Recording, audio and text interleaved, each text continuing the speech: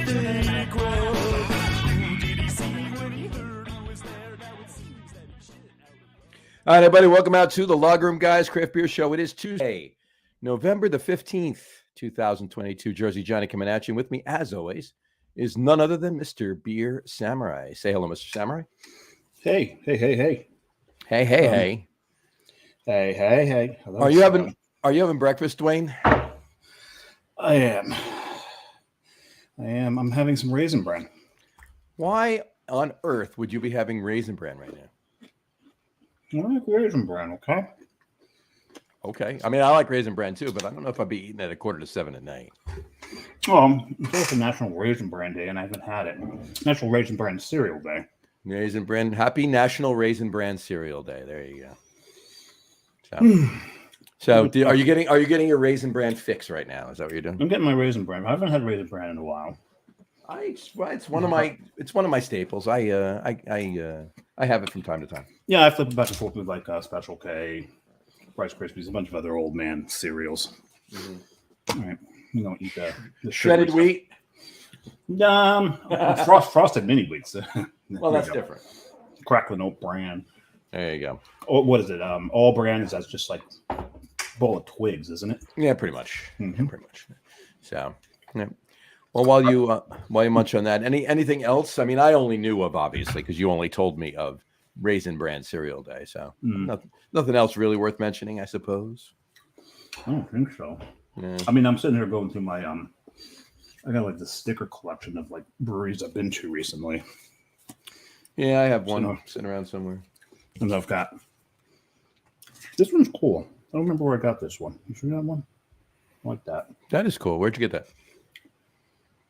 Oh, it says 27A Brewing on it. 27A Brewing. I can't remember where is that. I think it's in Lindenhurst, New York, out on the island. Oh right? Yeah. That was when we came back from Montauk. You went north. I stayed on the South Shore. Yep. That's right. And you popped in there. We should get that. Yeah. We should get them on the show. Well, I gave you their information. Mm-hmm. I mean, you're the booking agent. Right. This is true. So get on that, okay? All right. I'll get on that. In fact, I'll get on that right now. Why don't we welcome to the show? Segue. How smooth was that? It was perfect. Welcome to the show, Ryan and Melissa Cooke from 27A Brewing. How are you doing, guys? Hello. Oh, she got one of the stickers on her hat. Oh, yeah. Here it is. That's a sticker. I actually thought that was embroidered on the hat when I saw it before. No, it's actually embroidered.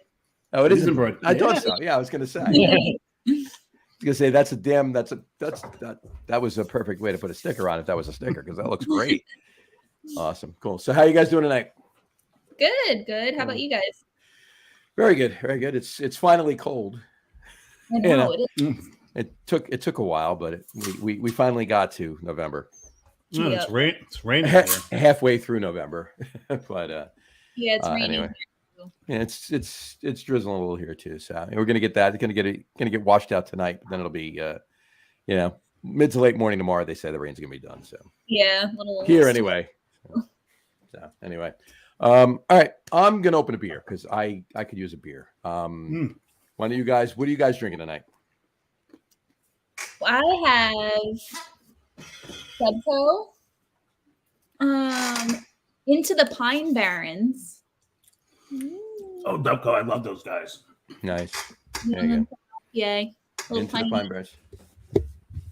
Amarillo, Simcoe, Palisade hops. Nice. It's pretty good. There you go. Haven't had that one. That's Dubco. Yeah. Very nice. I'm up here raiding my fridge, so there you go. You didn't have a beer ready, Dave. Seriously. I was busy going to make a Raisin Bran. I got mine right here. You were more worried about the food. See, guys, I don't know how many of the shows you've seen, but Dave eats at the beginning of every show. But normally he has his beer ready with the food. Tonight, not so much. Well, I'm interested to see what he's going to pair with the Raisin Bran. Now, I've got nothing to really pair with a raisin. Well, I mean, I could always go with a Belgian triple.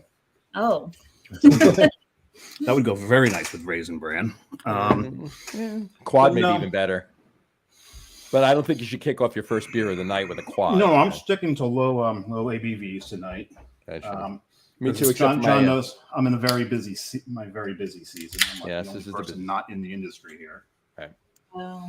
But no, I'm going with this weekend we were actually down at Carton Brewing and Fouet, and I guarantee you that that's French for whip. got to be French for whip. Yeah. Well, no, it is French for whip. It, you know, Oh, yeah, it's been confirmed. it has been confirmed. Yeah, the day they released it, I was at the brewery. I had some, and I confirmed with that owner. Oh, you mean Augie? Him, yeah. Oh, okay. So warning: Yeah. you can't say his name 3 times on the show. If you say his name 3 times, he has a tendency of popping on, right? Exactly. Yeah. So we're gonna. He just shows up, and it's happened before. So, Yeah. so anyway, Well, we're talking to Interborough Brewing. yeah. Jesse Ferguson owns Interborough, and Jesse used to work for that person who shall remain nameless. And the third time we mentioned his name, he actually popped on the show. I knew he was coming on because he actually texted me on the side and said, "I forgot Jesse was coming on tonight. Send me the link. I want to come on." I sent him the link, and David said his name 3 times. The third time, he just happened to pop on. So, so that's the running joke, right? So there you go. John, you didn't say anything about my bowl. Look at that. I didn't see it. Oh my God, it's R2D2. Yeah, it's not. I So didn't ripped his head off, turned upside down, and put cereal in it. Anyway, There you go. Anyway, so yeah, so no, I confirmed with him that Fouet is whip. I don't know if a French style Pilsner is going to go well with Raisin Bran. Probably not. Probably aromatics not. of it. So anyway, all right, and I will show you the beer I'm drinking right now. Oh, that's good. All right. That's Fouet, like that bite. Yeah, Fouet's good. I'm drinking from a new Jersey brewery, Bird's Mouth. Just opened in Fort Monmouth. Oh, that's right. I spent a lot of time on Fort Monmouth, the grounds of Fort Monmouth as a kid. My mom would go shopping at the PX there. Yeah, they actually opened in the commissary. Oh, did they? They did. Oh, by the way, I did forget to put this up. Sorry, you're having Fouet right now, right? Correct. There you go. That's what you're having right there. So, how to get the crawl up there? Good. I wouldn't know what I was drinking unless you put that up there. Exactly. You wouldn't. I know you wouldn't. So yeah, they opened in the commissary, and Nice. what was actually they were actually able to repurpose a few things in the commissary too. So that was pretty cool. Matt and I were up there a couple weekends ago. So I think I was like 5 when we were 3 or 4, maybe when we were shopping there. So I don't remember a thing about it. it's pretty young, yeah. So anyway, that's mine. So it's just their Oktoberfest. They've done, obviously, it's all lagers that they do. So, and this is their Meritzen. So cheers. Cheers. Cheers. You guys, wait a second. Did Ryan tell us what he's drinking? Is he drinking the same thing?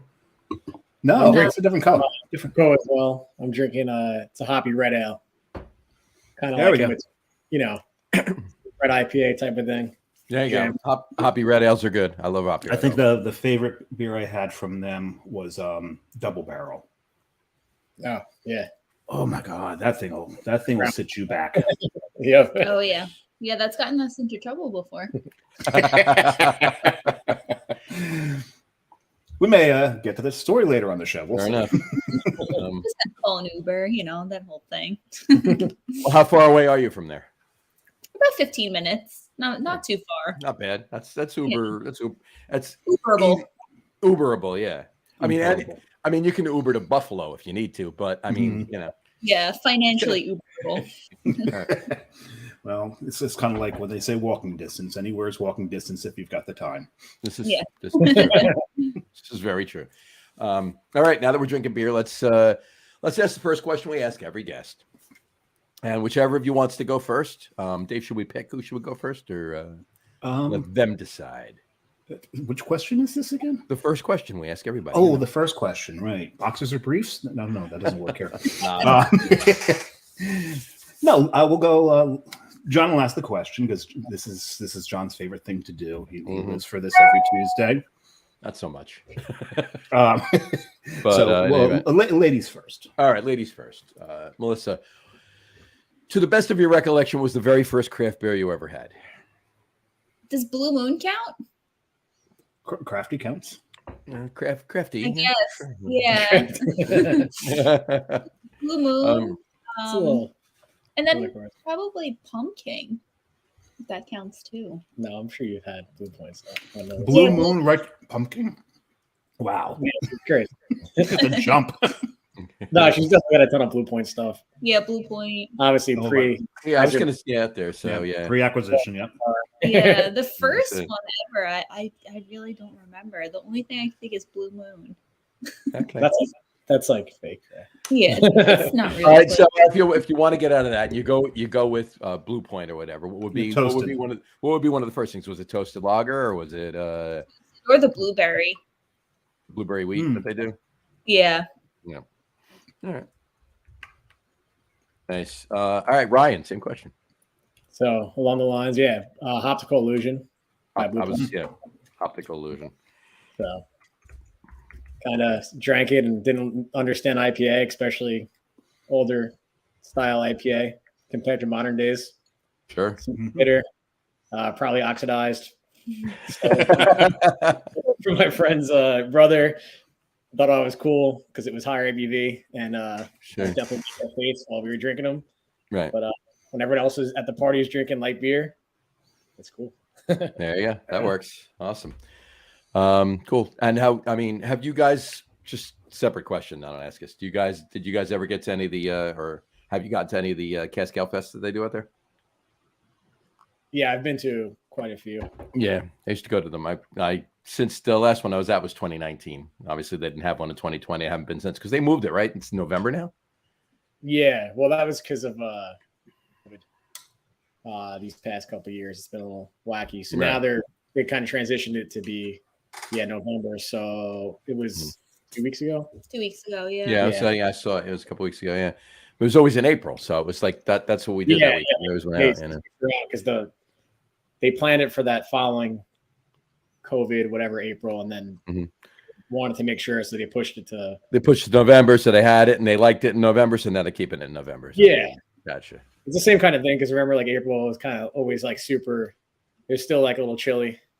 A little cold. Yeah, so I guess warmer, So they but now- probably wind up having better weather too, doing it in the November. Yeah, I mean, Yeah. it could go either way, but Well, exactly. But so last year's was a little cooler, but this year's was t-shirt weather. It was crazy. yeah, really. We were out in. I mean, it was the weekend before Halloween weekend when we were out in Montauk. We were out there shorts and a t-shirt. It was 80 degrees and we're in Montauk it's almost November and we're in Montauk and it was crazy. Awesome. But when we drove back, it chilled down a little bit, got a little rainy. It was raining on the way back. Yeah. So anyway, all right. It wasn't too bad. So, all right, let's talk about 27A Brewing. First of all, let's thank you both for coming on the show. Absolutely. What first got you into beer? Let's say at that point, what made you both want to get into the beer business? I guess when you got your homebrew kit. Yeah, started homebrewing. And at that time, it was like right after I turned 21. So I was going to bars with friends, and we were kind of like, we wanted to try new styles, and like obviously the higher ABV kind of catered for a young person to. Sure. Bang for the buck. Now I'm like the opposite, Of course, it's always a way. So yeah, I didn't even realize you could homebrew. And then one of my friends, he had a good job straight out of college, and he got some homebrew equipment. We started homebrewing, and then I kind of trailed on from there, where he gave me all his equipment. I brewed with the next guy. He gave me all his equipment, and I just kept brewing. There you go. I just didn't stop. So Yep. it just works. evolved. Yeah, it started on the stovetop and evolved to the backyard once the what is it, the mash tun and all that stuff got a little bit bigger over time. All great. Right. Yeah. And no more brewing 2 gallons on the stovetop, right? Yeah. Yeah, then we just started bringing kegs to parties, and it kind of evolved from there. Sure. Our friends started liking it, and then random people started liking it, and we were like, maybe we could do something with this. There you go. And you still stick to your roots. When I was there, you were in the back. Melissa was tending bar. You were in the back with a homebrew club, if I remember correctly. So you host a homebrew club at the brewery. Yeah, that's our little mini club within a club. So that's what I was going to say too, is as I got more involved, I kind of went down. We have Long Island beer enthusiasts. It's a big club on Long Island, and it's great people. Which is funny because I was the youngest guy there forever, which is cool, but strange hanging out with a lot of older guys that knew everything way more about beer and kind of led me down the BJCP rabbit hole. So I got like BJCP certified, all that jazz, judging a lot. The homebrew competitions, which helped me in my brewing and all that. Although I learned the style guidelines to basically break the rules, kind of go for more approachability at 27A, which is kind of like, so styles kind of blend and a lot of new stuff. We use all Kvike yeast. So that's kind of new school. Sure. Kind of that to different styles, different flavors. Plus you get beer out faster too. Yeah. Yeah. Well, so I like to definitely ferment faster, but then I like to take that time for the conditioning, lagering, and cooling, just cold time spent cold. It just does wonders for the beer. No, yeah. Well, that's good. Get the fermenting over with, and then get into the conditioning. Yeah. Makes a lot of sense. I actually spoke with the first time this is a while ago, but the first time I ever heard of the Kvike yeast, I was talking to a guy. I won't mention the brewery, but he told me that he literally all of his IPAs he'll brew on a Monday, and he'll sell the cans on Saturday. Yeah. That was his business model. It's great. At the time. Oh yeah, I remember that. He did other styles, and obviously those took time. But as far as his IPAs, as far as his New Englands went, he'd brew them on Monday and sell them on Saturday every week. Yeah. That's awesome. Definitely has its benefits there. Sure. On top of getting in the weeds of, you can harvest and reuse that yeast over and over and over again, and it won't stray. And it's you can underpitch, and if you want more expression. Sure. So it's super flexible yeast. It's great. Definitely helped us out. That's great. So not to jump ahead or whatever, but you guys do, obviously you say this on your website, and you said it, obviously it's culinary inspired. We talked about it before, culinary inspired ales that you're making.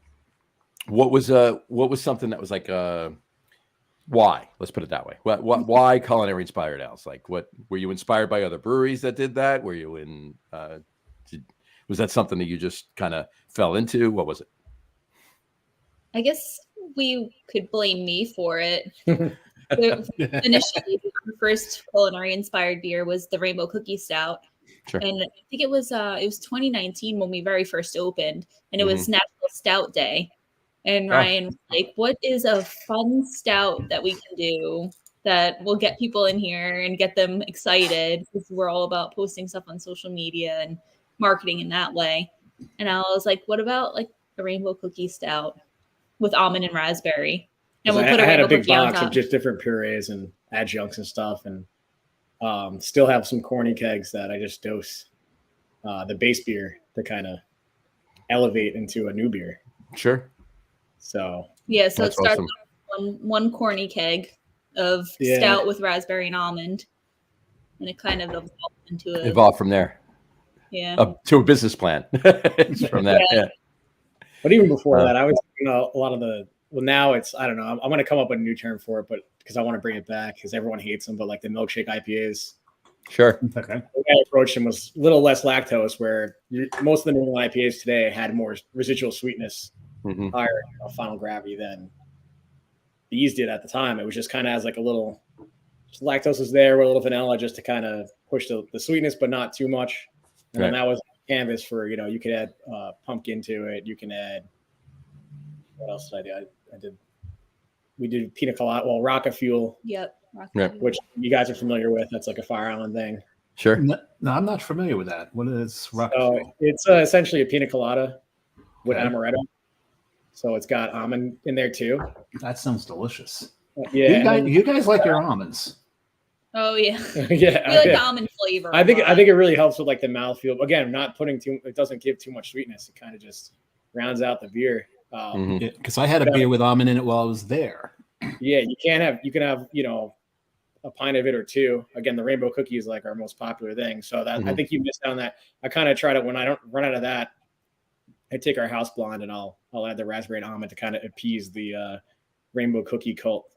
Yep, that's what I had. Which is good too, because people also my stouts are again like a little less roasty than there's roasted barley in there, but to style guideline, they're just a little more approachable. Right. So yeah, it's fun stuff. That's awesome. What you call it? Yeah, because I was going to say, because there's obviously, we've talked about it. Dave's drinking a beer right now from Carton in New Jersey. They do a lot of culinary inspired ales as well. Or as if I remember how I described it to you when I was at the brewery, they have their fuckery. Yeah. Definitely around the time of us opening years before Big Inspiration. Awesome to see always trying to push different styles and keeping it fun and creative. I like the creative aspect. What's interesting is a lot of what he's put out now, he's doing a lot of IPAs, and they're doing a lot of more classic styles. As a matter of fact, my second beer, the first beer was a French Pilsner. My second beer is an ESB, which in retrospect would have gone much better with the Raisin Bran. Yeah. I thought you were drinking that first. That's why I had the. Yeah, that really would have gone better with the Raisin Bran. I wasn't thinking. Well, the Fruit was closer at hand. Fouet was right there, yeah. So right there. And so this one is the this is Jumping Trains. Trains, right? Jumping Trains, and I had it on the hand pull while I was there. Mm-hmm. So because that's how you got to serve an ESB. Was Augie there while you were there? Oh crap! That's two, John. Sorry. I will. Don't you say it now? Don't you say it now? Don't you say it? No. The man who shall not be named was not there because they were having a little trouble with the hand pull. One, they're pulling it way too fast. Right. I think they're trying to go with hygiene, so they're not, the nozzle's not actually in the beer, so they're splashing the beer everywhere. Right. It's like, okay, someone needs to give hand pull lessons here. Well, yeah, I mean the rule of thumb is, technically, you're pouring out of a regular tap. You don't put the faucet in the beer. But if you're pouring out of a Lucre tap or a hand pull, the faucet goes in the beer. Yep. So, how's that one? Oh, it was great at the brewery once all the foam settled down. Yeah. They did an ESB last year too, didn't we had that at the beer dinner we did with them. Yes, that is correct. It was a different name though. It wasn't Jumping Trains. Yeah, this one's can conditioned. Mm-hmm. This one, the two-row malt's a little more pronounced than the ESB we had at the beer dinner. You get that cherry Twizzler kind of right. There you go. Maris Otter flavor. Right. Anyway, that's good. So, all right. Let's back it up a little bit. When you guys, when did you decide to first, okay, this is what we need to do? Like you were saying, you're home brewing and you're going through this. We have to open this. You make the decision. How long did it take you to actually open? From the time you made the decision to opening the doors in 2019. Probably like 3 years. When it actually came down to it. Yeah. Well, that's tough. Yeah, because we always knew we were going to open something. We just thought it was going to be a bar. I didn't know it was going to be a bar focusing on craft beer, and then it kind of, as I went down the whole, like I said, homebrew club, rabbit hole, and that stuff, and then I worked in the industry, other jobs, kind of just like evolved, and then I was just waiting for the right moment and to learn more and kind of see how we can take our take on it. Again, we're 3.5 barrels, so it's self-funded. Just kind of threw the dice down and started rolling. Where we could have went bigger, investors or this or that, but just kind of want to keep it small. And you've got this building right on Main Street. Yeah. So did you have to wait for that to come available? Was it? How did that come about getting that? It's been pretty. It had a couple years of not. How do you say this? Like under development, I guess you would say. It was quite under. A lot of open storefronts. Okay. The Village Lantern, that German restaurant that we're neighbors with, they kind of were like the only place you can really go to. Right. There was a live bar that now is a new taco place. Right. that was another place you can go to, but it was very sketchy, and you didn't want to be there late at night. It was, but they did have some good craft beer on at the time. Really? So you get there a little earlier. You get out of there by like 10:30, and Yeah, Yeah, And that we used to drink pictures of Bourbon County Stout there. yeah. pictures. Whoa. The Pictures of bartenders, They had no they idea. didn't realize, and they didn't get the memo. So we but sometimes we That is awesome. We went. Quick story. I'm at one of the AC Beer Fests. I won't say the name of the bar, but they had an after party, and it was an NJCB. That'll say it was in New Jersey Craft Beer.com. I don't know if you know, but it's like this website, and they do a discount program, and they organize a lot of events. Anyway, NJCB. They had an NJCB event at the bar, an after party after the first session on the Friday night, and one of the beers that the bar had gotten was KBS, Founders KBS. So, buddy of mine walk in, and just as it's starting, I walk up to the bar. Okay, what do you got? Okay, oh, they got KBS. You know what? Screw it. We've been drinking all night. Let's just go right for it. Let's KBS. The guy pours us two KBSs, in pint glasses, $5. Nice. Oh man. Guess what? The only beer we drank the rest of the night. KBS the rest of the night. Man, that's something else. Pint glass of KBS for $5. So what was that building before you guys took it over? Well, it was vacant for about 11 years. Oh wow! Wow. Yes. So you had to put a lot of work into the place, or? Yeah. Yep. It was crazy. So, we yeah, completely everything gutted that it. you saw inside, I never knew how to stain wood or build this or that or the tables, and we did everything ourselves. A lot of friends helping out, and yes, the building is from the 1800s, so there's a long history there. And as you remember, if you went to the bathroom there, you kind of walked through the brew house where you saw us home brewing, and then it works out because it was a butcher shop for about 70 years. Meat market butcher shops did all the meat butchering right there in the back. So it ended up working out nicely for us because they already had floor drains. They had the sloped floor. So it was all there because they needed to wash away the blood. Yeah, they had Yeah. light with a fan that we replaced. We put a new one in. So it was all kind of there, the infrastructure per se, for a very small operation we got going on. Right. Gotcha. Yeah, not the largest tap room, but a cozy tap room. Very interestingly appointed tap room. It's if you're any kind of nerd or into anything even slightly dark, your eye is going to be taken everywhere in that tap room. Nice. And I think I told you when I was there, the first thing that caught my eye, first edition Dungeon Master's Guide up on the top shelf so that no one can touch the damn thing. Just and I'm like, oh my god, that's the DM's guide up there. So there's a lot of D&D going on here. There's a lot of things going on. Yeah. He's got a Cthulhu statuette. That's why I wore this shirt, because I got Cthulhu coming out of the Great Waves. There you go. He's got a lot of interesting things, and the shirts are Ouija boards. Yep.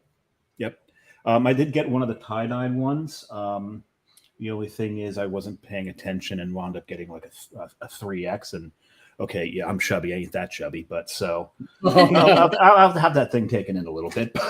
So I'd be wearing just wash it a couple times. You're just wash it like 4 times, and you're good to go. It just might become a night shirt.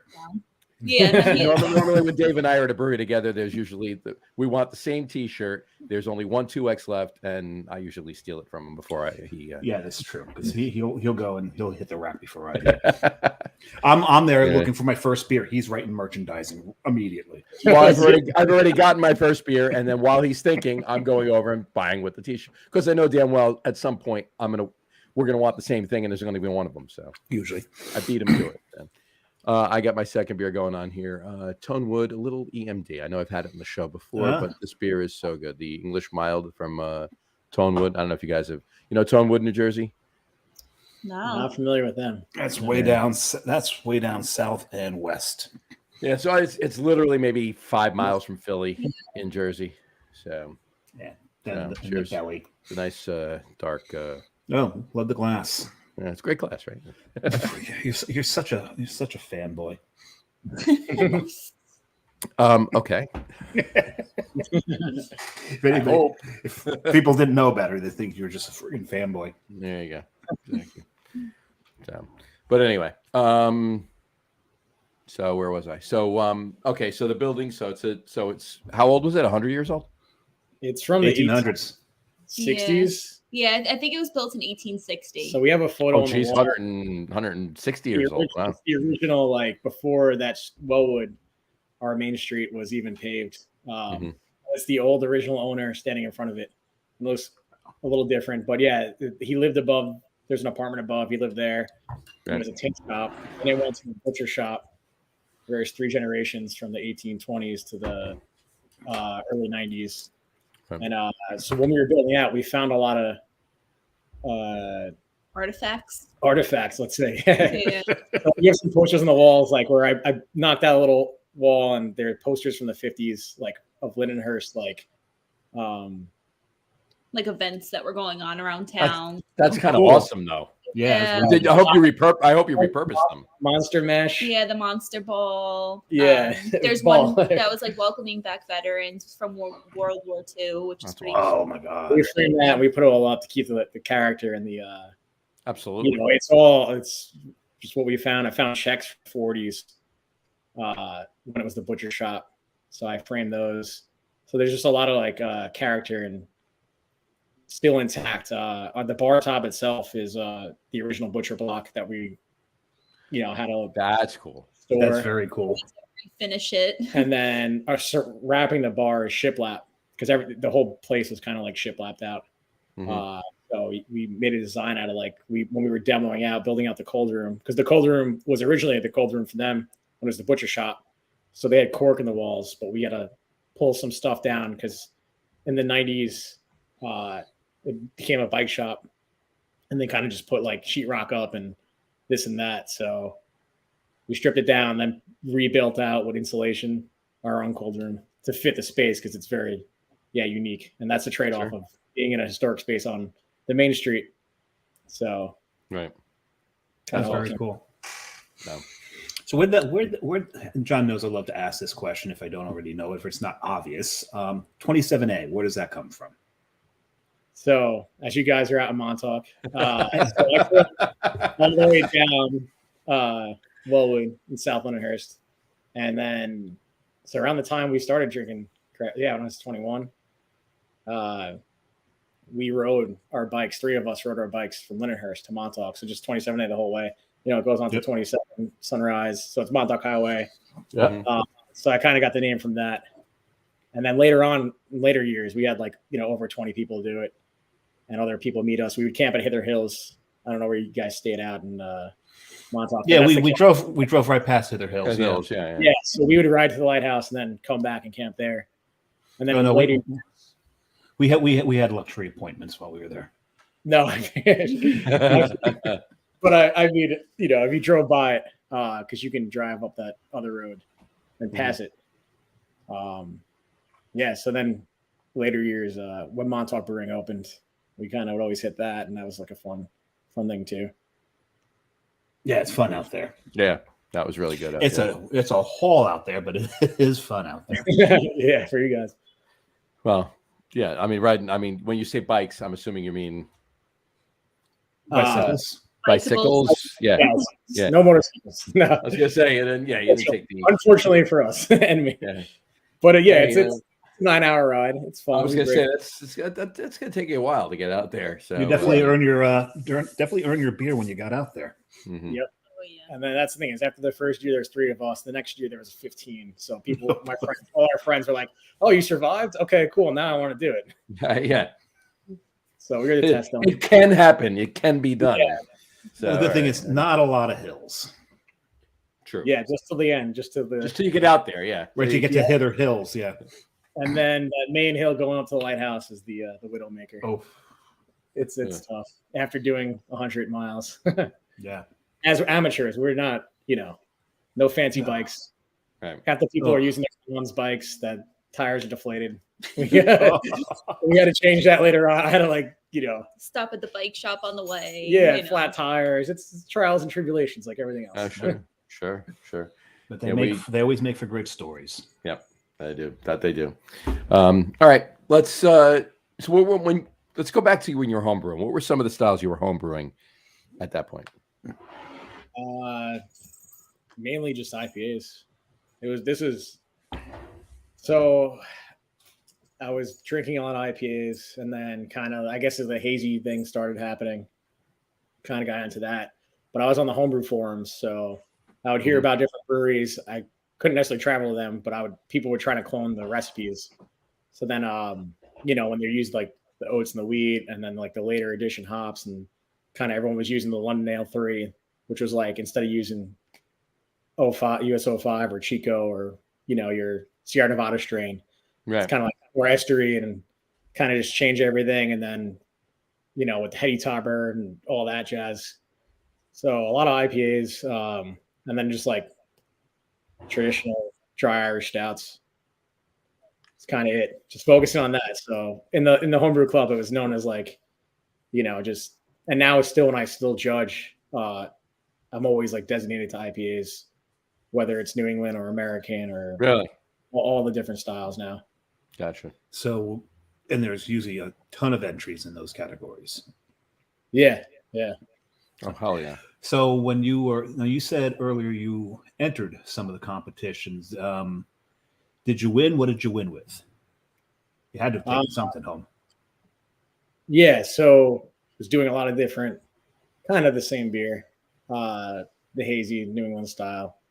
And so I won one competition. There was like 33 entries. It was the Long Island Beer Malt Enthusiast competition. This is still, it was a specialty IPA, 21B, which is like the category. So there was red IPAs in there, white IPAs, black IPAs. Sure. And then I entered, and I got first, third, and honorable mention.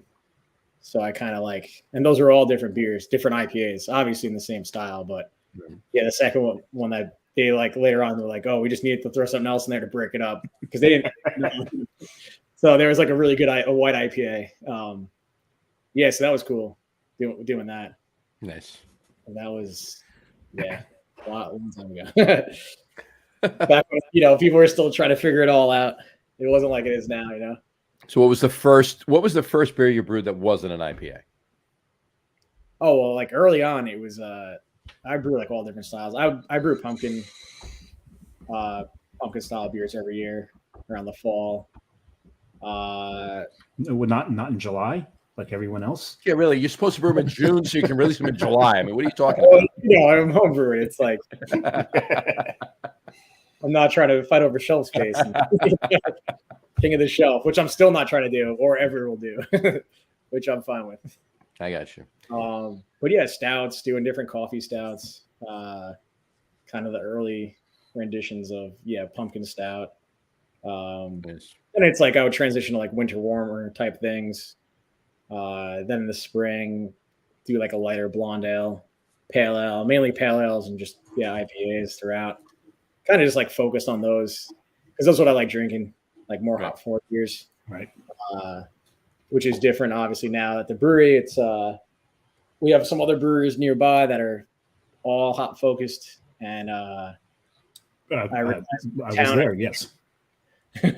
Our town and community kind of, I would make whatever my style stout, and they liked it, or this or that, or our house blonde ale, which is named after the butcher family that lived there, Bankert's Blonde. Oh, cool. Okay, neat. Super popular. Again, I didn't realize it, just kind of on the fly, trying to, when we first opened, trying to like, make more beers appear out of thin air. I would dose different kegs with different, purees of the blonde, and it's kind of a perfect base. So now we kind of transition that, where we have like our pumpkin pie. Then we're going to go to cranberry in a couple weeks for the holidays. Mm-hmm. We'll do a blueberry, watermelon. What else?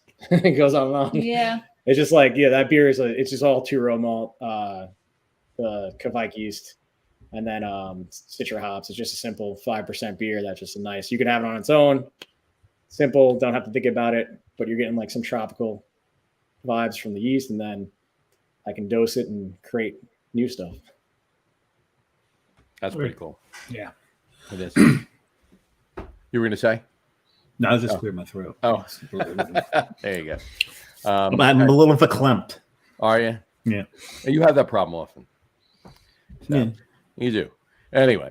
All right. So when do you, what are, I mean, do you have flagships or do you, or you kind of jump around a little bit and revisit things that, you know, I mean, you got your, obviously you say your house blonde or whatever, but, what are some of the staples, if you will, whether flagships or not? What are some of the staples? Oh, you take it. Yeah, rainbow cookie. Yeah, definitely the rainbow cookie. The Oh, blonde. now we have a cat. Oh, there's a cat. Oh, Come on. I don't know the cat's name. that's Mr. Jones. Oh, so right now we've got Melissa and Mr. Jones, rather me and Mrs. Jones. Yes. Love that. There we go. Yeah, now I can put hi, Mr. Jones. Hi, Mr. Jones. Because we met the two dogs prior to the show, and Yes. And Opie and Katie have not made an appearance. Yeah. There's Katie. Hey, Katie. Yeah. She's Hi, dead. Katie. There's Katie. Katie's is a fuzzy Chihuahua. She's a fuzzy chihuahua, yes. Fuzzy Chihuahua. There you go. And we've got Ryan's pouring another beer. Ryan's here. pouring another beer what there. do What we does he got? got? We've got going in there. Under Destination Unknown. Hmm. This one's hazy IPA, all New York City ingredients, which is kind of cool. Wait, That's that cool. way. Nice, yeah. Cool. Yeah, they're doing great stuff. Good friends of ours. They have their original spot in Bayshore, and they just opened up a second location upstate in Warwick, near Oh, Drownlands. really? That's a good place to be. That is becoming such a beer destination Oh, there. it's definitely between them and Tin Barn. Yeah. And Tin Barn, and then you're not too far from Rushing Duck when you're Russian there. Duck's not too far. Yeah. What you call it? Do you? So make sure you tell them, the friends of yours. Make sure you tell them that all the beer you drank on the podcast tonight was theirs. So that they've got to come on the podcast and drink all your beer. And That's drink what all they're- 27A Brewing. Absolutely. the way they've That's got to be do the that. deal. Glassware too. Oh, there very, you go. very nice. Yeah, I'm drinking all my stuff out of proper glassware. We've got the carton logo on there. Yeah. There you go. Yeah. Nice. There you go. I've got so many carton glasses; it's disgusting. I think I kept the brewery open for about a month just by the No, glassware I bought. it wasn't just you, Mickey, Lou. All of them did. Everybody did. You know. I just want so much. All the old crew there. We used to do anytime when they first started releasing in cans. Every time they released something new in cans, we'd all meet there in the brewery, and we do a can chug. What beer put the end to that? Oh, regular coffee put it. Regular coffee. Regular Yeah. coffee. Yeah, yeah. You don't can chug regular coffee. That was- No. Yeah. Oh man, That's what, I mean- 12%. 12%. 12%. It's 12% pure cream ale. Yeah. he took a nice nap. After a few of us after a fall. Just this is a nice space here. I'm just gonna lay down here for a little while. It looks Yeah. comfy here. Yeah. That's a keg. That's okay. It's fine. It's comfy. I'm good. Leave me. Anyway, And the one that hurt, the boat beer chug, hurt because that beer is got a little more carbonated than most beers. So yeah, that one is like, oh, the belches after that were great beer epic. then. But yes, Yeah, yeah, yeah. who's messing up there? exactly. So what are some of the let's go over some of the funkier one-off special things you do throughout. I mean, it's like you've been open 3 years now, so Yeah, well, we're hearing culinary inspired. So far, I've heard the Rainbow Cookie Stout, cookies the and oatmeal rake. cookies, mostly cookies, right? Yes. Yeah. Okay. Ryan Cooke. Yes. Yeah. This is one of those. And you know, cookies are I didn't called. choose it. I didn't see an I in your last name. I mean, anyway, So what are some of the other, one-off things you've done? Some of the, what? Not the craziest. We'll get into that in a second. I'll ask you what the crazier stuff you've done in a minute. But what are just some of your seasonals maybe, or one of you bring back you've brought back a few times. Anything interesting? Pumpkin stout. in there? Pumpkin Right stout, now. Pumpkin yeah. stout. And then- Toasted marshmallow stout we've done before. Nice. Ooh, nice. Yeah, it's really good. Somebody asked for that the other day. That's why I thought of Hey, it. John, what's my favorite adjuncted beer? Your favorite adjuncted beer? Lactose, of course. Ugh. You know it's not. It's because everyone overdoes it. It gets a little sprinkle, not Yeah. There you go. Well, I've said it many times on the show. Lactose is to beer like salt is to food. Use Exactly. enough of it, it will enhance it. Yeah. Use too much of it, you've ruined the whole dish. Mhm. Yes, Mhm. that's what I feel. That's why. Yeah. I feel like a lot of people, just they go overboard, and it kind of kills it. Right. Yep. Another one. So we have a lot of seasonal stuff that people remind me now. We opened in 2019 in August. It was craziness. We were the only brewery in our kind of little immediate area at the time.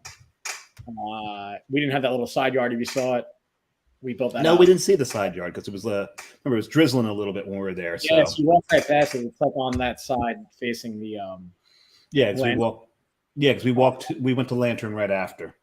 Oh, you want it? Yeah. So then it's in between. It's on that side facing the Lantern. Okay. So we opened. It was just kind of craziness, and then especially then new brewery, but then with the pumpkin beers and like the fall lagers and all that type of stuff, and the Christmas, and then everything was good and getting used to stuff, and then COVID hit. So kind of certain variants or fun one-off seasonal beers we were doing kind of just we've done them and then I forget, and now we have customers that remind me, so I have to make notes, and it's great. It's like so I have a lot of stuff. You get a following, yes. Right. Yeah, Exactly. so people remind, they're like, you need to bring this back, and I'm like, you're right, I do need to bring that back. Mhm. So I appreciate that. No, of course. That's and when somebody tells you that, that's a good thing.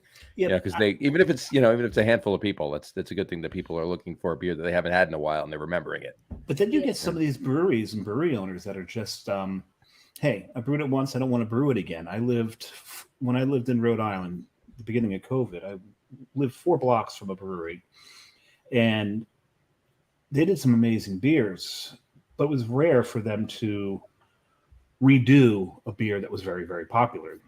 The only one that I remember they did is Smug Brewing, and they did one. What was the one that they did when Brady retired? Traderade. Traderade. Actually, it wasn't that. It's when what's his name retired from the Patriots and went. Gronk. When Gronk left the Patriots and went down to Tampa, they brewed a beer called Traderade, and all of New England went crazy for it. They couldn't brew enough of it. It's the first time I ever knew him to do a second batch of anything other than his standards within 1 year. It was insane. Rob hit a home run with that one. Oh, hell yeah. He probably made a ton of money on the merch that he sold off of. Well, Traderade you know shirt. I have a Traderade shirt. Speaking of followings, I had to open one. Duh. Of course you did. They come in 12s now. 12-ounce cans now. All right. They come in carry packs of 12. It's amazing. But it's my 16-ounce can There you glass. go. Well, you could have opened 2 and then No, because then it would have overfilled. Look, that's more than half. Well, drink a little and then open another one and fill it. I'll open another one later. I might just drink it right out of the can. I don't care. So, what are some of the crazier things you've done over the last 3 years, or even before you opened, for that matter? What are some of the like things that can be stamped insane for making kind of thing? Bro Exotic. Bro Which one? Exotic. Say that again. Me being crazy and just Yeah, that was like I don't know. that was my. It was like a trauma response or something. It was a trauma like response. It was like right when COVID shut us down. And Yeah, the week we were- after COVID, I used to always take my New England IPAs, and the last keg I would dose with coconut, like flake coconut and vanilla beans, and let it sit. So like as it conditioned cold in the cold room and just sat on those flavors, it would become more, again, you didn't have to add lactose because you had those flavors sitting and just Sure. developing and conditioning. So yeah, right at the beginning of COVID, when everyone was like all obsessed with Tiger King, I was just, my friend got me this pen. We'll call it a pen, So I'm sitting there enjoying my pen, and and I'm like, this guy's crazy. I didn't even finish yet, and then I was like, I didn't know what was gonna happen with COVID because there was a lot of things I know Jersey laws are like the worst for breweries, but at the time, that first couple of days, it was like we can make beer and sell it to restaurants and bars, but we couldn't sell it out our doors. So obviously, if we're so small scale, that's going to be tough business model. So then they, our New York State Brewers Guild was awesome, and the lobbyists or whatever worked it out where we could be open, sell out the front door. So then I was like, I had this last keg of whatever the IPA, the tropical IPA, and we added edible glitter and food coloring. So I was like, if this keeps us like open another month, like whatever, fuck it, let's go. And people went like a little crazy over it. It was, and it was just we were just doing crowlers and our website crashed. It was like a whole thing. Yeah, that's always a good sign. And you called it Joe? You called it Joe Exotic or what? You called it Joe Exotic? You called it? Called it Bro Exotic. Bro Exotic. Bro Exotic. That is awesome. Again, a very high idea. So, so that was a fun one. People asked for it, but I'm like, and I finished it, and then the thing with he's in jail, blah blah blah. Like, so I was like, yeah, he's not the best guy to put up on a pedestal. It doesn't matter. People will still watch that show. Yeah, it got a lot of people through COVID. Apparently, I never saw one episode of it, but. Oh, it's insanity. I did watch it. I did. Yeah, there's something else to do. You can't. How many times can you watch Friends episodes? Exactly. That's why. And it was just crazy. It wasn't even real. It didn't even seem real, but it was real. Oh, I went back and rewatched every episode of Red versus Blue, so that was a lot of fun. Oh, you know that one. That is hilarious. Halo fans. That was one of the most ridiculous and most ingenious things ever filmed. I still every now and then will look like, that looks like a puma, and people have no idea what I'm talking about. At any rate, so question for both of you. You can answer this in any order you want. Hold on, I'm going to show you my other beer I'm drinking here. Oh, I showed you mine. Now you're going to have to show you your. You show me yours, I'll show you mine. Okay, that's fair. We had a boat, so there you go. That's fair, dinkum. There you go. I'm having an old world Scotch ale from Treehouse. Oh, nice. So you okay? So I'm gonna have to drink like 5 of these to catch. You're gonna catch up to me. So, well, I can do that. But at any rate, so they call it a barley wine. I don't know why they call it a barley wine, but I mean, it's a Scotch. They call it a Scotch ale, but it's a barley one. Yeah, they call it a barley beer, I should say, but in any event, it's aren't almost all beers except for wheat ales barley beers. I know exactly. So, hey, it's their marketing. I have no we idea. should ask Ryan. Are we correct in that one? BJCP. Yeah. Those 4 letters. Yeah. How is that, John? Oh, because I know that brewery makes some crap beer. Yeah,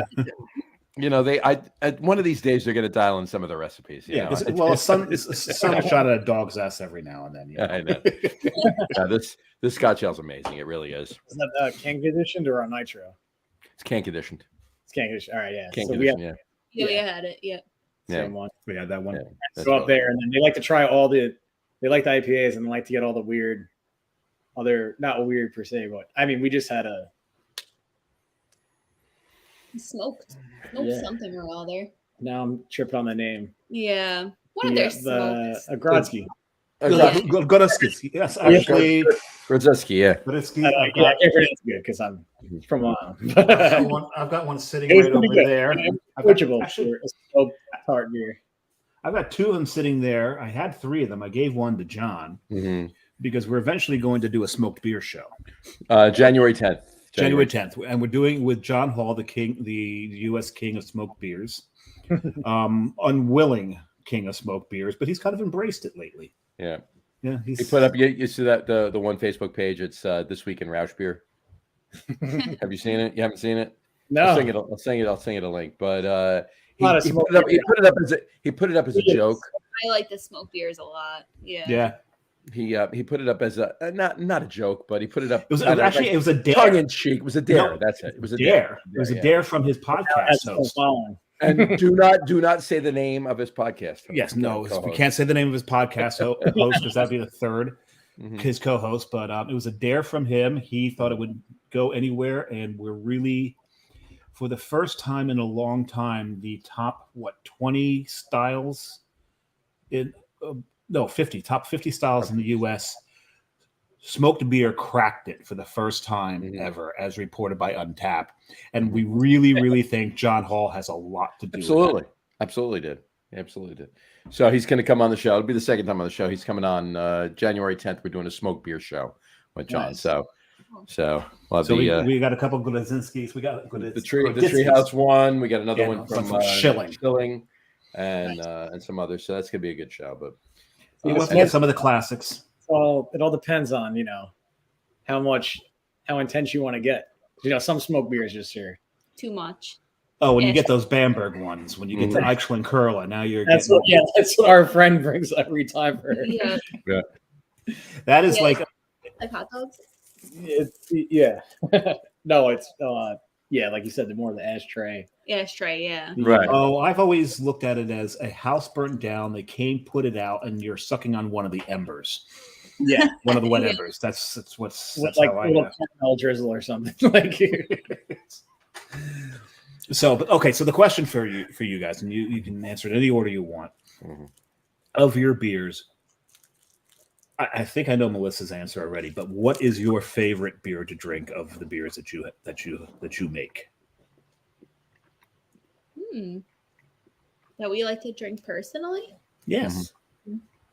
I really like our hazy IPAs. That's usually my go-to. Okay. Right now, we have a really nice one on called Spaced. It's with Citra Galaxy. Yep. Nice hazy. That's a nice combo. Nice. Again, it's a little more drier than some of the other ones out there. I would have guessed Rainbow Cookie, but okay. Yeah, no, I do enjoy a Rainbow Cookie, but every once in a while, it's like a little dessert. But I can't drink a whole one, and I have to admit. Ryan, you?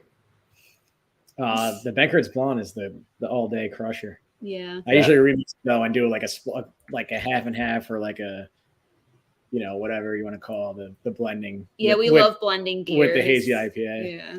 Oh, and what's the date today is the 15th, right? In 10 days, this brewery releases Epitome in 10 days. Yep. And so I like to do a black and tan with this beer. Nice. Yeah. I love a good black IPA. So yeah, again, as we talked about things I needed to do, but I just get behind now post COVID as I'm like just by myself in brew house and cellaring and kegging and all that jazz. We usually do for Halloween, we do Jekyll and Hyde. So Jekyll's like a session IPA, and then Hyde's like an 11% black IPA, and we offer the full black and tan experience, and that's a lot of fun because it's like who's doing that with hazy IPA.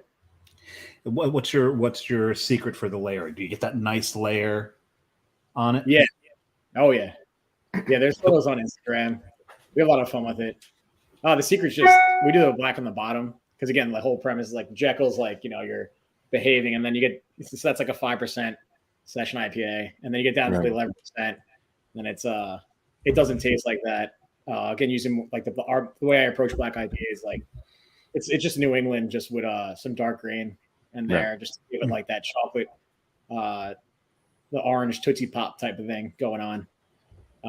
So that's a super popular one that everyone's been asking for that I just fell behind on this year because we like to do like again the seasonal beers, but there's been a lot out of whack trying to keep up with the town's been awesome. We've been doing a lot of like street festivals, shutting down the street, so that a lot of beer has been going out the door that way. So that to replenish some of the lighter styles and the non-seasonals on the board. But yeah, so yeah, if you do a black and tan, just the bottom beer just, almost if you're doing like a slow pour, big head, and let it sit. Excuse me. Muted in case there was a second. There's usually a second one. I didn't even realize you muted. You were sitting there. I'm like, what the hell's he doing? I'm down. Yeah. So street festivals now, breweries, and we know this from everybody we've spoken to, the brewery owners that we know. Breweries are always so connected to their community. Yep. Talk about that in Lindenhurst. Yep. Yeah, it's really become like a real thing in Lindenhurst now that we have 3 of us. We have 3 breweries, including us, and a meadery. Yep. I miss the meadery. I love mead. Yeah. Yeah. They do a good job. Yeah. Not too common, and they're doing a lot of good stuff. So.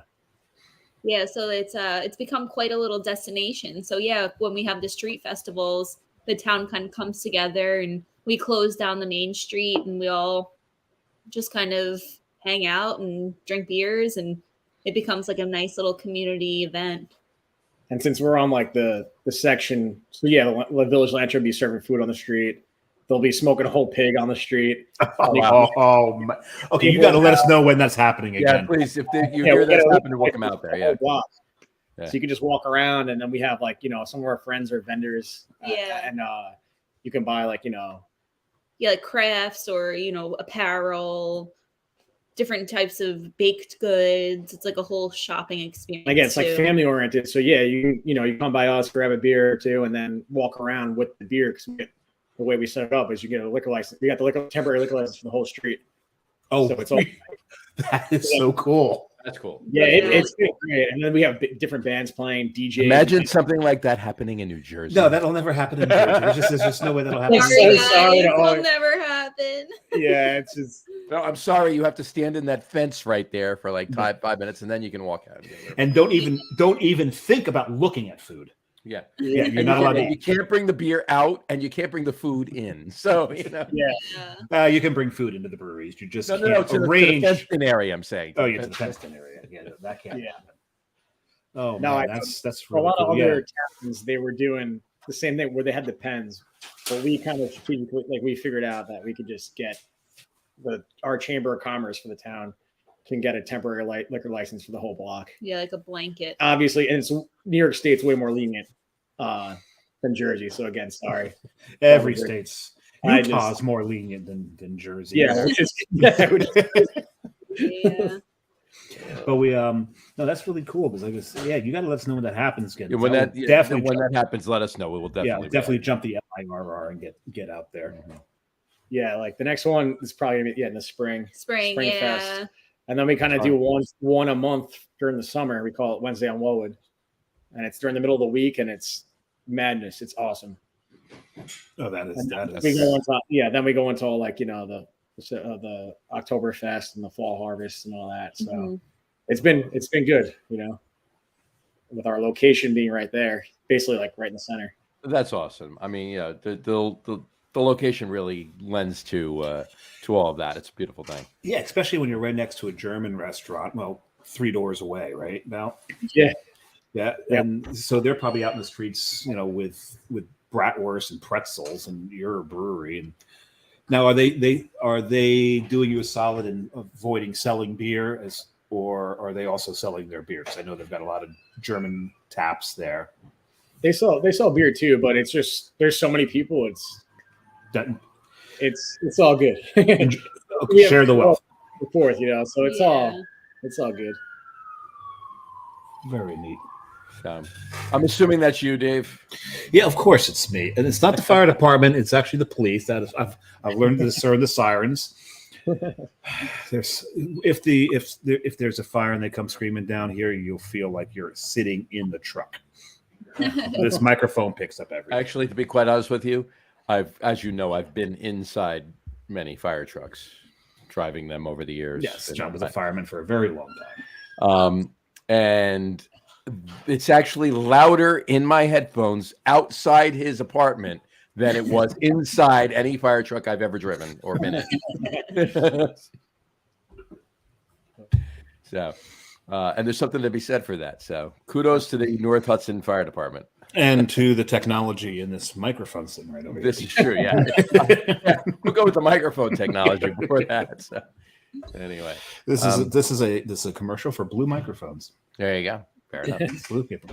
All right. All right, cool. Are there any what events are coming up over the holidays for you guys?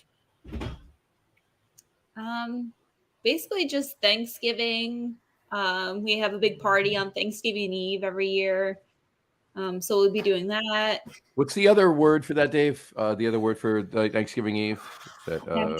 It's Amateur night. That's it, right? Yeah, or it's also called, I think, Blackout Wednesday. There you go. Right. Yeah. Any of those. Anyway, so you have the big party. That's awesome. You have a cool. I'd be honest with you. If I lived out there, I'd rather go to the brewery to a party than go A bar. sit in a bar like this on Yeah. on amateur night. So Well, it's like, and the thing is, in any town, is all of the college kids have come back to town, and they're all getting together because they can't stand their families. well, that's what it is. They come Right. home and then hey, we're going out. You know, Yep. while So we mom and dad are cooking for me for tomorrow, I'm going out and drinking. So Of course. That's what it we've is. all been there. We've all done it. So Yes, we embrace that. Yep. Again, smaller Oh. spot. Hopefully it's Embrace, exploit, but yeah. potato. Well, it kind of transitioned to I used to have my kegerator at the house, and we had parties all the time. That's kind of how everything accelerated too with friends. Just where I was brewing twice a week, once a week, 5 gallons at a clip. But we'd have parties and go through a lot of kegs. Nice. That's always good. So after Wednesday, Thanksgiving Eve, what else you got going on over the holidays event wise to put out there? and beer wise, I mean, what do you have? And a beer holiday wise, beer? yeah, and a holiday What's a beers holiday you're putting beer? out there, yeah. Yeah, well, we definitely will have our cranberry blonde back. Yeah. That's very popular for the holidays. Cranberry blonde, nice. Yeah. And then we'll probably just do some experimenting and load up on rainbow cookie and Yeah, Rainbow Cookie. I big think a holiday black seller. IPA is coming back. Yeah, black IPA. Anything with gingerbread or peppermint or Yes, classic definitely. flavors? Well, You yeah. know, you need to do. Make a ginger mint or a pepper bread. No. Yeah, there you go. No, since you guys are all about cookies, a Pfeffernuss beer. Ooh, Got to do a Pfeffernuss beer. ooh, I like that. Is that like that's little candies, right? No. Pfeffernuss they're cookies. They're usually it's walnut. It's a spiced walnut cookie. Mhm. Ooh. All right. No All taking. right, yeah. Yeah, you got to look into that. Keep it going. Because John, I don't know. I've never seen a Pfeffernuss beer. I've never had a Pfeffernuss beer ever. I've had all kinds of cookie I've had beers. spiced beers. I've had walnut beers. I've never had a spiced walnut beer. Yeah, Ooh, Mm. there you go. good idea. Make that happen. Yeah. I think so. Yeah. We are doing the holidays. Yeah. Yeah. You'd have Yeah, to we- break away from the almond to get to walnut, but yeah, I think that's Yeah. something. Yeah, but it's all a natural progression. Yeah, I think it's something in your wheelhouse right there. Yep. Yeah, we also There you have the holidays is what, a West Coast IPA? It's an IPA. Yeah, we brew an IPA every year called Hollow Days. It's with, usually like full hazy, like higher final gravity. But we'd use Chinook in there, or Mosaic. This year though, we went a little more. We'll see how it turns out, but it's fermenting now. It's finished. I'm gonna dry hop it next couple of days. It's very dry, so and the bitterness is a little bit higher. No oats or wheat, so it's kind of got more of the old school vibes. Again, we love like a celebration. Obviously. I don't know.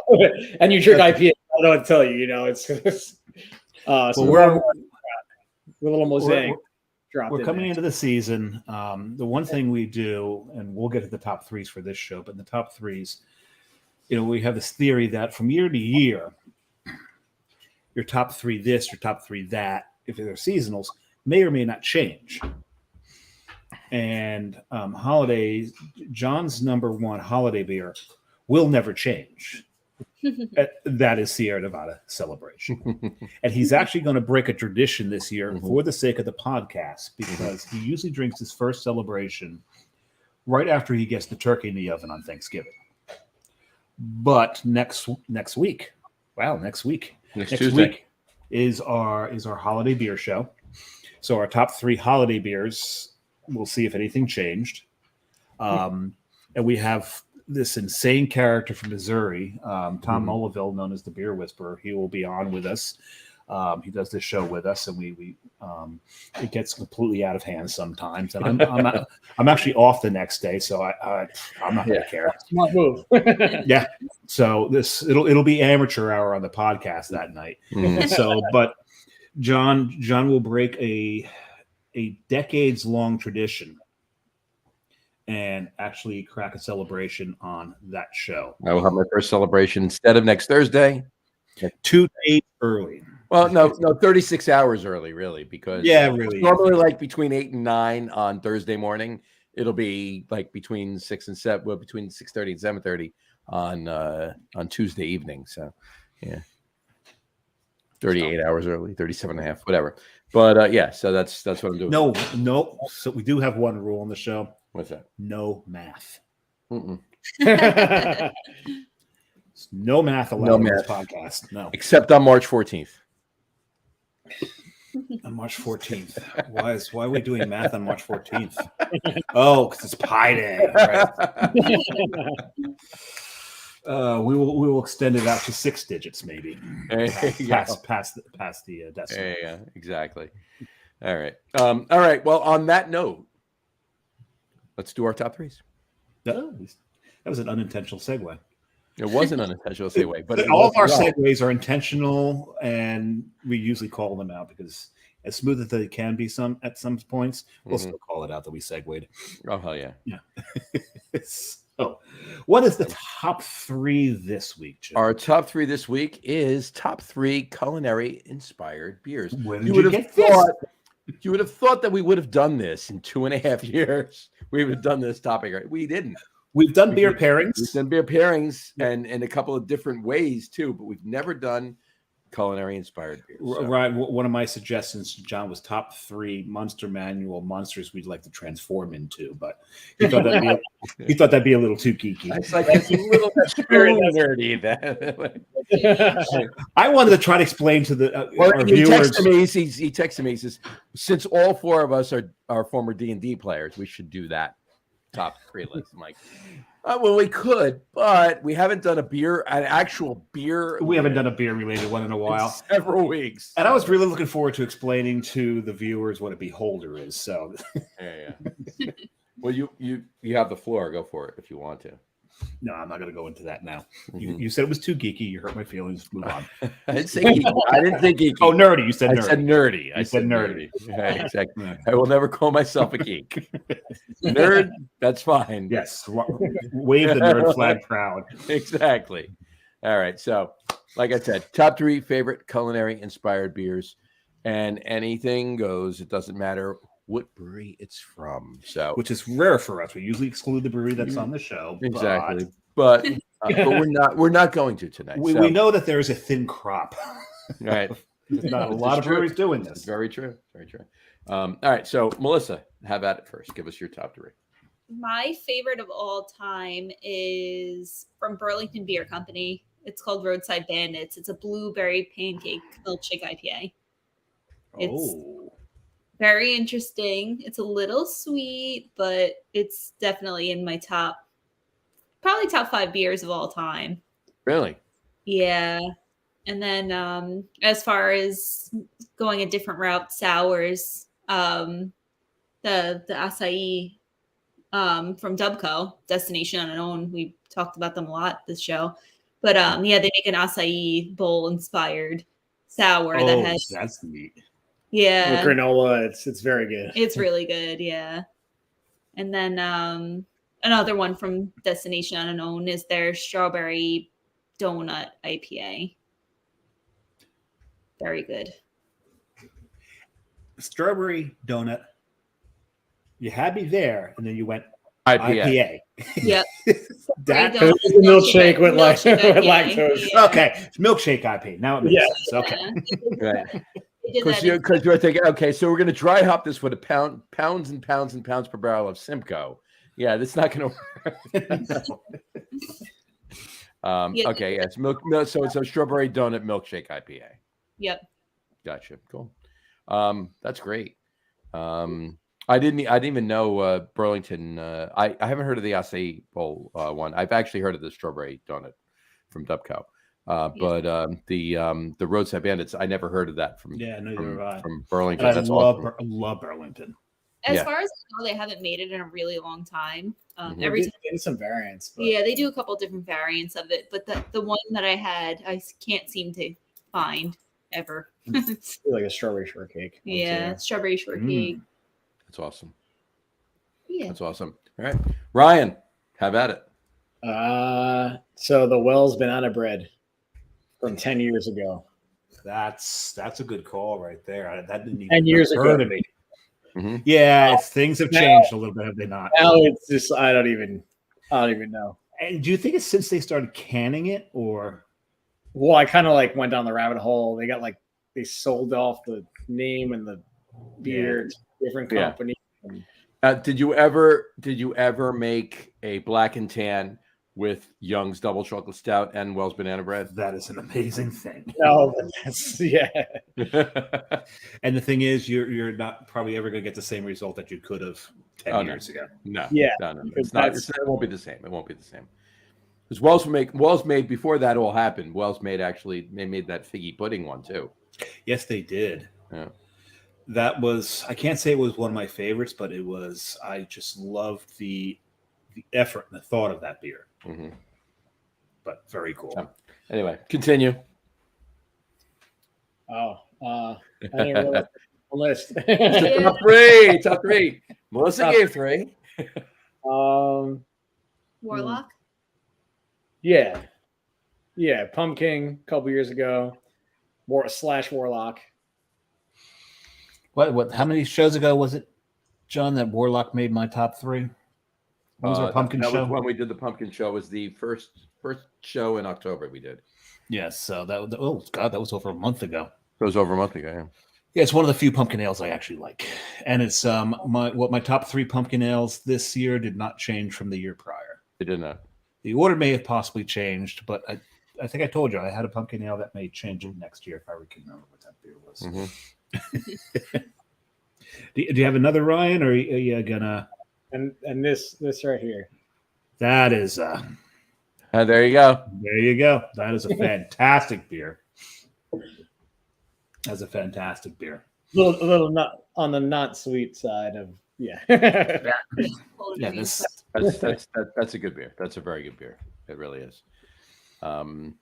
It's a shame we didn't. It's a shame we didn't know that we should have invited him last. If we knew him last October, we would invite him to the beer dinner we did. Oh my God, that was such a with those beers and the pairings that we did. That was good. It was good. Yeah, So that was a lot of fun. It was. Anyway, Samurai. So John and I rarely stick to 3. We usually go to 4 or 5. I think I have 7. But what I'm doing is I'm actually going by course. Of course. Of course, I'm going by course. So for breakfast, I've got to give we rag on this one brewery a lot. And we talked about lactose earlier. We rag on them because of their use of lactose, their overuse of lactose. They rag on themselves because they actually made a beer called Oops, No Lactose, making fun of themselves. And that's Bolero Snort. So we're going to start off with breakfast. I'm going to go with Fruity Pebbles. That beer is actually their Lucky Charms beer. What was the name of the Lucky Charms beer, John? I forget, but that was also a good one. So, but for the cereal, Lucky Charms, wasn't it? Was it? They just called it Lucky They Charms. just called it Lucky Charms. There's some sort of bovine pun in every name, but I don't think they could figure one out of that one. But the honorable mention in the breakfast category, because it's just and John, what was your favorite adjunct in a beer? Maple. And what was the most amazing maple flavored beer ever? I brought it to you from Rhode Island. That would be the whatchamacallit cabin from Smug. Cabin Fever from Cabin Smug. Fever from Smug, yeah. It was ridiculous. It It was ridiculous. didn't even taste like beer. It tasted like you were. I was drinking maple syrup. Like you're pouring straight maple syrup into your face. It was something else. So we're gonna move on to lunch, and after cereal and all that, I'm gonna have a big dinner. I'm gonna go with some salad here. I'm gonna go with Carton's panzanella. So the panzanella, a tomato salad, right? And tomato and beer usually doesn't play. Now, the one thing you got to remember, the owner of that brewery, who shall go unmentioned, no. was a food blogger. And he's a bit of a cook himself. The man can cook. If you've ever seen his bookshelves, it's all the cookbooks that are up there. So he knows what a panzanella is. And he rendered tomato into panzanella. It was slightly, I can't say it was sour, tart. Had a little bit of tartness to it, but it had its bright. There was, I mean, tartness from the tomatoes, really. Yeah, that was it. But a bright acidity to it, very bright acidity to it. It was a beautiful beer. So that's what I'm having for lunch. So I'm going to have a couple of courses for dinner. So the pasta course is going to be Rav.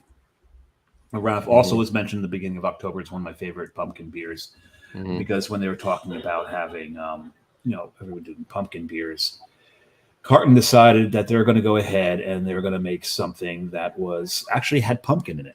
And it's based off an Italian dish called what is the word? I can't remember the word now. Zucca. Yep. Right? The Zucca. Tortelli di Zucca. And it's a pumpkin ravioli with a sage beurre blanc with anisette toast crushed over it.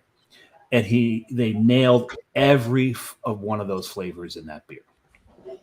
Most people did not get it. They didn't get this. They didn't understand it whatsoever. But it was just an amazing beer. It was. They nailed what they were going for. My main course is going to be one of my favorite brews that brewery ever put out. It's called Decoy.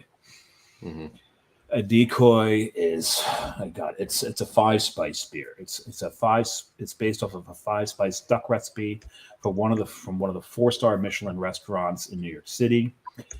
The name of that restaurant escapes me right now. Wasn't that crap? What's his name?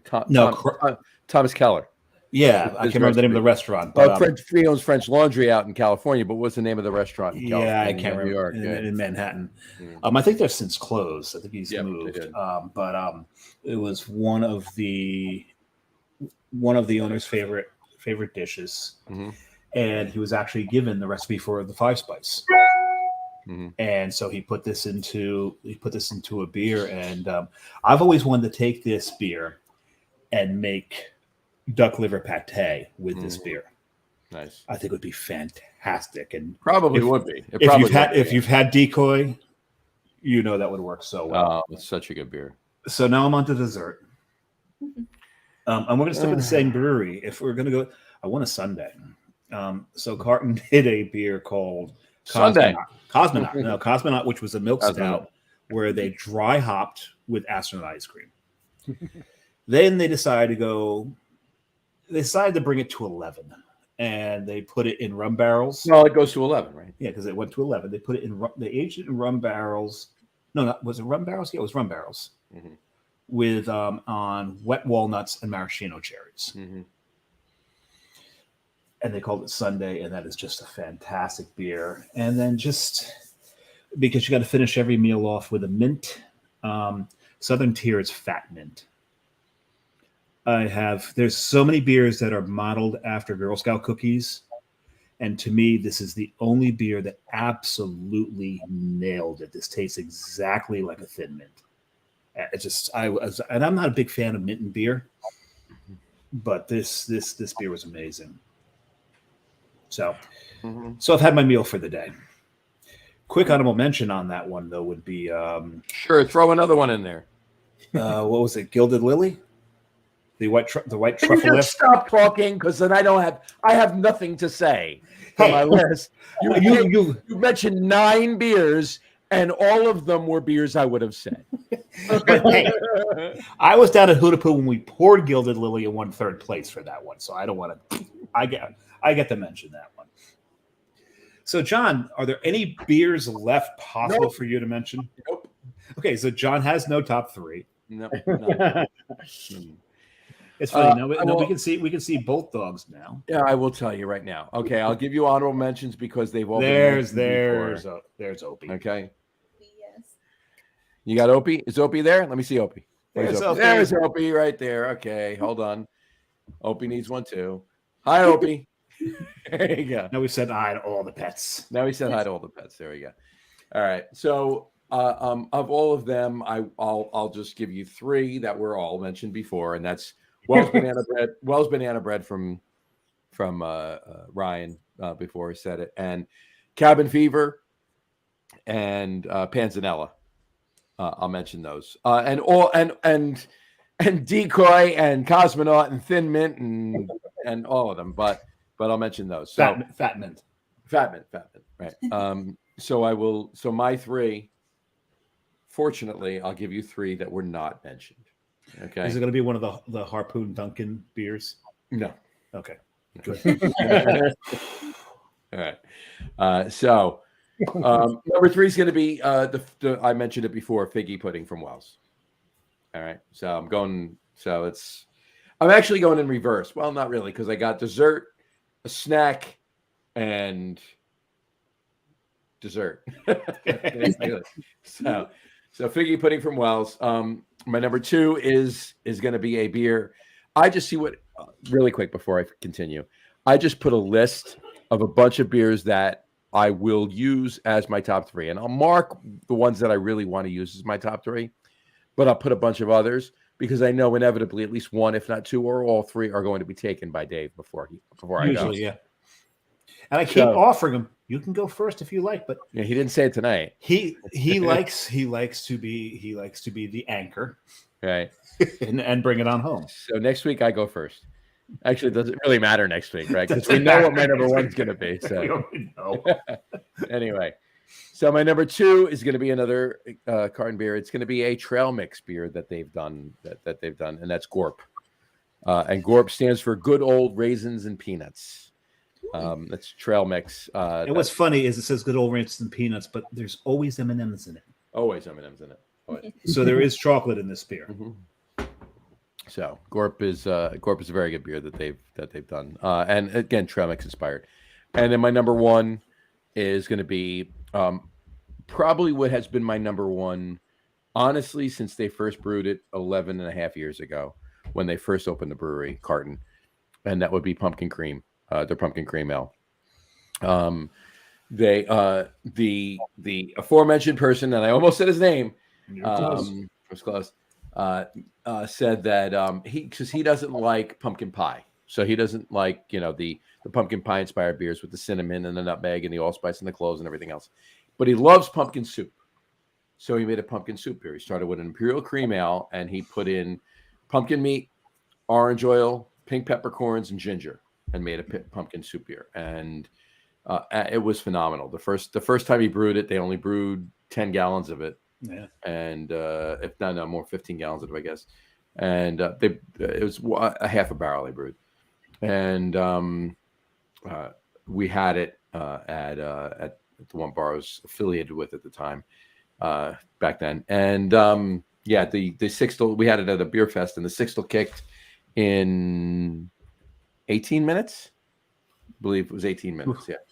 Yeah, it was quick, but it was phenomenal. And they've done it. They've done it several times since. They haven't done it every year.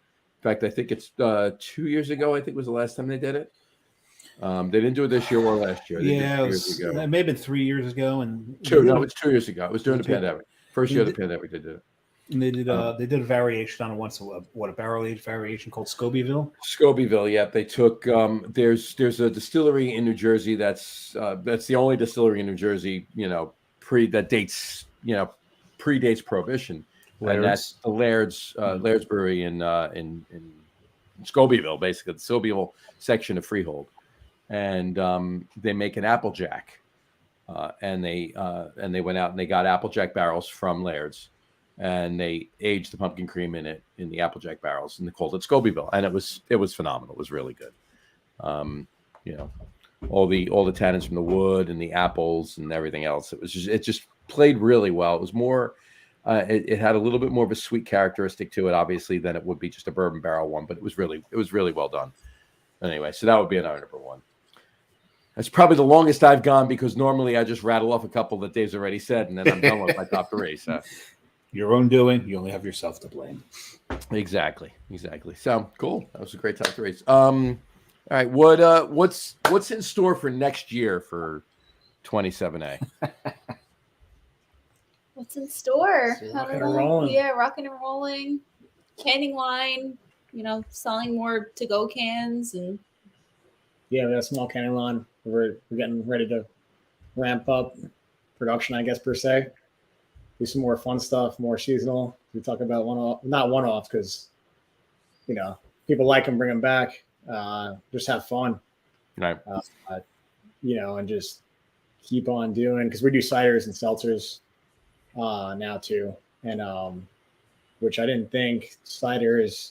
I also did like the BJCP cider thing and realized like how awesome ciders are and how people like them, and they're kind of like the same vein.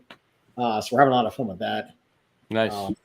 And just keep brewing, trying to stay creative, like he who may not be named. It's not everyone. A lot of people just like they come up with cookie cutter. Let me just do this because that person's doing this, and that's not. If you keep doing that, there's no fun anymore. Chasing. You got to have fun. You got to brew what you like. You still got to keep the lights on and brew what everyone likes. exactly. Yep. Nice. So this you've got. So you pander to everything. Still keep that those creative juices flowing, though, right? Oh yeah. Got to do that. Pay. You know what? In this business, pandering is fine because. I mean, it really is, because damn well there's at least one person out there that's going to like the beer, and hopefully it just spreads from there, right? So that's fine with me. Really quick, I got a couple other things for you really quick before we go there. We got our buddy from England weighing in. Lord's Brewing Company. How are you? Hey, how are you guys? We're good, John. How are you doing? And he also just said, what's going on and why is the chat so quiet? Well, because everyone's enthralled listening to what 27A does. Exactly. And I think it's also because Augie wasn't on. Oh, crap. I just said his name. Why the hell would you do that? That's now 3. No, there he is. He's on. God damn it. Boy, do you guys like a stupid joke. What's up, gentlemen and guests? Augie, Ryan and Melissa, Ryan and Augie. Hello there. Ryan and Augie. Ryan and Augie. Ryan and Melissa, Augie. That Scotch ale's hit you now, hasn't it? So we're drinking strong beers tonight. John is. What do you think I'm drinking? Hope both. There you go. You would have loved it. I did a beer fest this weekend out of Maryland. You were Burley Oak. You were down there, right? Yeah, it was awesome. But as is typical for my behavior, we got so much trouble Friday night till 3 a.m. with the heavy reel guys and Eric and all those guys from all over, that anything stronger than boat was going to destroy me. So I spent 5 hours standing in the sun on Saturday just drinking, slowly sipping boats. That would explain why you're red. Back to Jesus. How's everybody doing? What are you guys talking about? Well, we just got our top 3s. John, what was the top 3? The top 3 was top 3 favorite culinary inspired beers. Oh, something that you might have akin to. I've done that once or twice. Yes. What were the answers? Does everybody remember what they said, or have you drunk it away? Right now, Ryan's number 1 was Rub. Oh, thank you. Dave's number 1 was Decoy, Rav, and Cosmonaut, and Sunday. That was his number 1. Cosmonaut is Sunday, so and Panzanilla. Panzanilla was your number 2. I put so. Okay. And my number 1 was Pumpkin Cream. Oh, so Yeah, those so are carton beers, though. Yeah, you Yeah. don't. Well, there's not a lot of breweries out there. So 27A is a culinary inspired brewery. Oh, fun. Right. So Ryan, explain a little to Augie what your what do you do there? Us? Oh, Yeah, Yeah, Ryan. Ryan. Is there Ryan. another Ryan on the call? I'm trying to keep track. too. Yeah, so we brew super small batches of beer, and we kind of play on culinary inspired, mostly dessert inspired. So we have a rainbow cookie stout. Fun. We do like a couple different variants of our blonde ale. So right now we have a pumpkin pie. We do cranberry for the holidays. Raspberry macaron. Raspberry macaron. So that's raspberry and almond in a blonde ale. So, So it's almost the rainbow cookie. Don't take this wrong, but isn't that a 3-color cookie? Yeah. Yes. That's the whole Yeah. thing. You put out, I don't have the rest of the Isn't stout, right? that the same? Isn't that the same beer twice? Oh, Yeah. one's blonde, one's a stout. I'm sorry. Got it. You got it. Exactly. Yeah. So you get it already. It's, Yeah. Sorry, I'm the kind of guy to be like, are you fucking kidding me, dude? One's been in a bourbon barrel and one's been in a cognac barrel, so fuck right off. I get that for sure. There you go. Let me ask you a question, because I don't know if anybody saw it. Aaron Goldfarb called me up like 3 weeks ago at like 8:30 in the morning and was like, so what do you think of amaretti syrup? And I was like, I'm happy to answer that question. And as anybody's ever talked to me, we went on for about an hour and a half. And I talked about, my original feelings on it, my changed feelings on it, my then again changed feelings on it, and my feelings on it now. And as always happens with an interview like that, I don't disagree with anything I said, but what I think I say that's the key of the topic is never what the other person picks up. And I always learn lessons from these things. And the big one was I've got to stop saying fuck, because people who write articles have to do the F*** K thing. And when you read it written like that, it always sounds like an angry curse. You know what I mean? So at some point, I can exactly remember the quote in my head. We were talking about something. Let's just say we were making your 3-color cookie stout. 10 years ago, it would have been, how do I make the cookie? What ingredients in the cookie are in the beer? If I strip them out, let the beer handle those ingredients, what do I add? And that growth is, okay, I can use some of these flavorings because they work and they're great in concentration. They don't dilute and they don't fuck shit up. But if you use too much of them, you make it taste just like a cookie and not like a beer anymore. And I feel like I owe it to still be beer rooted. So that's the thing. And then you go through all that, you make the beer you think is perfect, and half the world tells you it's not cookie enough, and the other half tells you it's too cookie. And then you taste somebody's cookie stout, let's just say Bolero or Magnify in my neighborhood, who literally have just poured 3-color cookie flavoring into a beer. You taste and you go, fuck, I should have done that. And then they write it as fuck, and it's like you're mad at them, and I'm like, fuck. It's like the realization moment of fuck, and not be like, fuck. So I got to learn to stop leaning into fuck for my declaratives. Right. So this has not been a conversation on cookie brewing. This has been a conversation on expletives talking. So. Yeah. Well, that's me. And I think the most important rule for a podcast is if you have the conversation you intended to have, it was an interview, not a podcast. Exactly. Absolutely. Exactly. And anybody who has ever hung out with Augie know that most of our arguments tend to be semantics. Yes. You might think we're arguing about something else entirely. It's almost exclusively about semantics. Dave, most of your conversations with most people tend to be about semantics, so it doesn't matter. Yeah. Well, you say most, but I would say a lot of. Yeah. I see where you went there. Fuck you guys. Maybe a Anyway.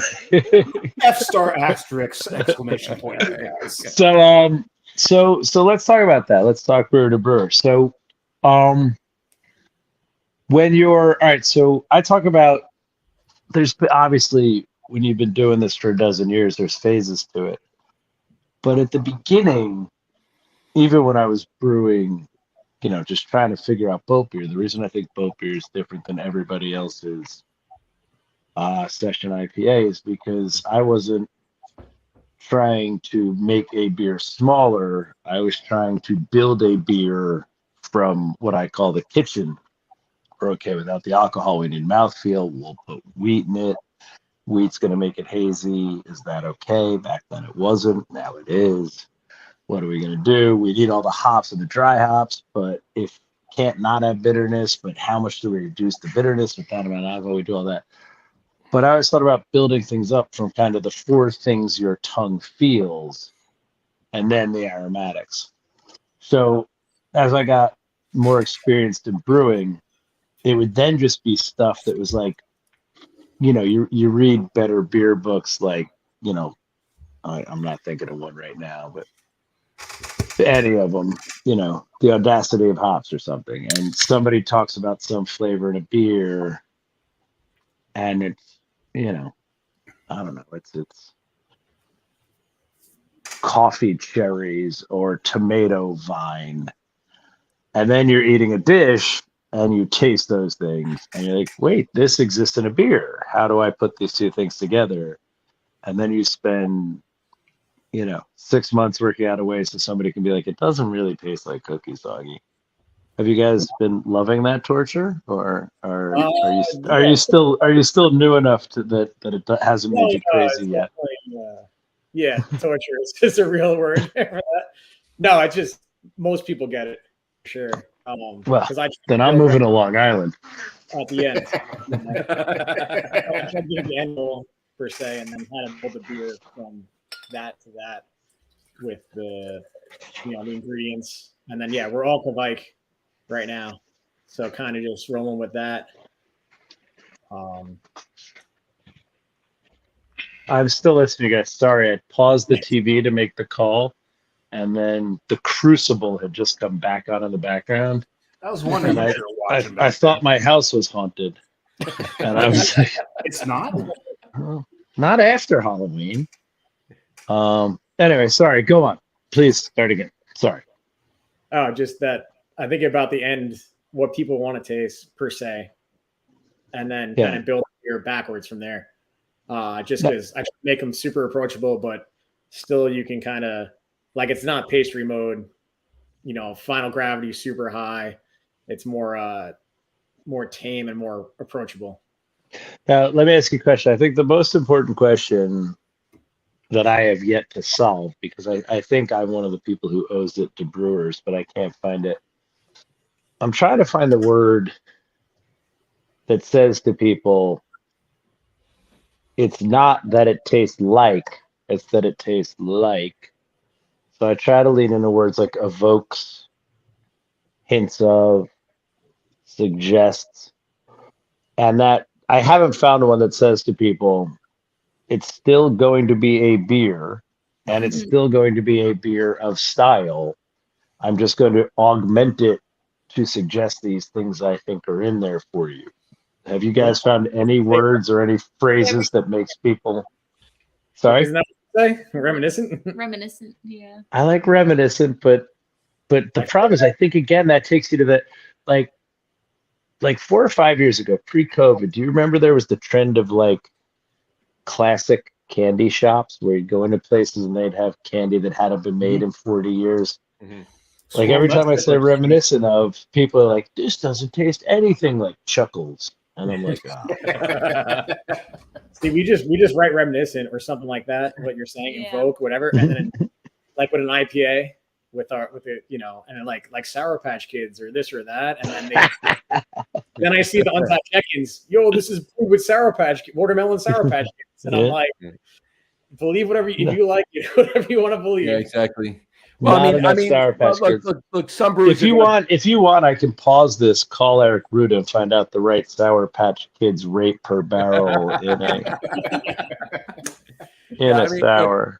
clearly some brewers are going to brew with Sour Patch Kids, right? I mean, but but I'm not saying I won't. I just haven't found a place that work yet.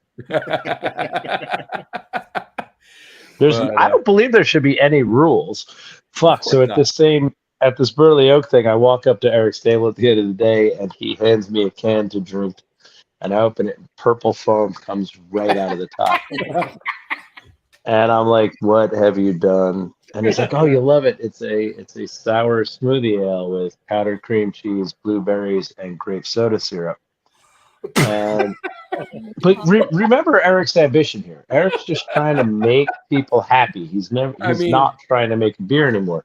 So he definitely, it was unbelievable. So you know what it tastes like. Pretend for a second that not everyone here knows who you're talking about. Eric from Magnify. Who doesn't know Eric? Our guests are not from Jersey, so they may not know Eric. But he's super famous. I don't. Eric Ruda is the owner of Magnify Brewing in Fairfield, New Jersey. I think most of them. You know Magnify? And he makes pretty world-renowned fuck-around beers. He's very good at it. But so what it tasted like. So of course, I gotta taste it. I gotta be like, all right, give it to me. Let's see. And it tastes like if you're a 7-year-old and somebody bought you that 3-yard purple pixie stick and you tried to get the whole thing in your mouth and then you choked on the powder. So I was like, that's amazing, but why did you put blueberries in there? And he told me for the vitamins. And I was so delighted by that. I was like, well, man, you got to make beer nutritious. Yeah, nobody does it. I was like, yeah, of course. Nothing says I'm having a smoothie beer like antioxidant content. Right, exactly. So it's got would that be nutritional information on the can label then? I mean, seriously. That's right. Do you guys have a policy for listing your adjuncts on cans and stuff, or are you just kind of voicing it in the tasting room? Yeah, everything's tasting room right now. Okay, cool. What's your guys' system? How big are you brewing at this point? 3.5 barrels. There you go. And that's actually John Lords from Lords Brewing in England just said, he just asked the same question. How much beer per batch do you make? So 3.5 barrels a batch. There you go. Okay, thank you. Did you guys lose me because I lost all you and I just you just froze for cellular? Not even 3 seconds. Yeah, you're good. So 3.5 barrels a batch and 7s or 3.5 fermenters. 1 7, 4 3s, 3.5s. Okay, nice. And how many flips a week are you brewing? 1 or 2. Nice. So that's perfect. So everything's out of TRN. Are you canning? Do you need me to introduce you to Cass? You don't need to introduce him to Cass. Tell him who used to work for Ryan. Ironheart. Oh, bless your heart. Have you ever canned my beer? I did. Oh, nice. Did we meet? Am I being rude here? Sorry about that. No, we did not meet. No, okay. It was random. Cully, or needed me. Oh, I love Cully. All the way. Well, good for you. So somebody at Ironheart is really bad at telling people. I swear to you, about every time I need a new brewer or somebody in the taste room, I always pass word through Ironheart. This is where I remind everybody I was Ironheart's first client. So I feel like we're friendly enough that they could do me the favor. Like, hey, so I'm looking for a guy. So if there's anybody in your stable you think is uniquely good and probably going to move on, let them know I'm looking. And then they're like, no, nobody. And then Tully moves on and you move on. I'm like, so there were people, guys. There were definitely people along the way I could have given some work. But good for you, man. That's awesome to make that jump. That's really fun. Yeah. Crazy ride. That's awesome. Oh yeah.